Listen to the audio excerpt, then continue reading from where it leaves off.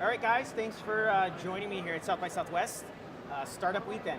Clint and Mark, tell me a little bit about, for folks that don't know about Startup Weekend, what it is first, and then maybe we could talk about like how you guys are crushing it now. Yeah. You want to? Startup Weekend is a 54-hour startup event. We're a community of entrepreneurs around the world doing events in over 150 cities and 36 countries this year. Wow, cool.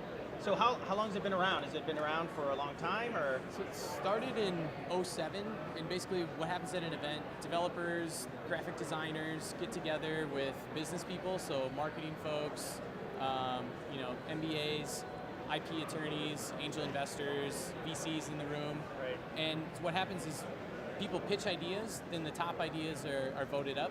People break into teams and start rapidly developing new tech startups. So a room of 100 people might see 10 to 15 new projects emerge, and then about 30% of those end up enduring beyond the weekend and turning into full-time jobs is the goal for the people that are taking part. Yeah, that was going to be like my question is it really viable?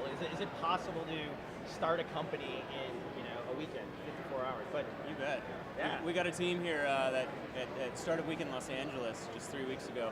They met, they formed the team, and nailed down $1 million in funding. Whoa. In 3 weeks. So they're actually launching here at South by. You're kidding. Yeah. That's Called awesome. Zaarly. Zaarly. Yeah. Very cool. Yeah. Awesome. And there's Qonqr, which is a Microsoft on Microsoft's stack. Love Qonqr. Yep. They're here at South by as well. We've got Foodspotting. Who else is here? They've raised Foodspotting's raised. Everybody knows Foodspotting, right? They've raised Foodspotting, $4 million so far, and so still chugging along. Man, that's amazing. Yeah, What it's really about, though, what we focus on is that providing the model for experiential education. It's not so much about the startups coming out, it's about the people and the experience, giving them the leg up and knowing how to actually take those first steps as an entrepreneur to launch that business, whether it's the one over the weekend or whatever they're going to work on next. Yeah, that's cool. I mean, I've been to a couple of them. I know Microsoft loves Startup Weekend too, and the BizSpark program's been a happy sponsor of you guys, and just trying to figure out what's next, though, right? So it sounds like it is crushing it, right? You have all these people coming together and they're learning all this cool stuff. Actually, real companies coming out of it. You guys got any like long-term plans? Like what's next for Startup Weekend? I think way down the line, it'd be great to see Startup Weekend getting into different verticals, even to get into health and food, because I think that concept can scale into many different verticals, and so we just first have to kind of finish what we started to do in basically the tech sector and get that so that it's humming and happening in all these different communities on a predictable timetable, and pulling as many entrepreneurs, kind of reach our max capacity there, and then start tackling other verticals and keep it going. Yeah, what you really see, what we're really evolving into is this community empowerment model. We have tens of thousands of entrepreneurs around the world that are spending their time investing their energy into building these communities in all these cities. And it's really becoming like this nexus for this startup activity, and it's really fostering this culture of creativity and innovation. So we see we're not just an event, we're this global movement, really. Yeah, it is. And it's how can we bring together more people to keep empowering those communities. Very cool. So if I wanted to participate in something like this, what do I do? Just go to startupweekend.com and find the city that you guys are coming to next, or is there a way, there it is, startupweekend.com. Startup Weekend.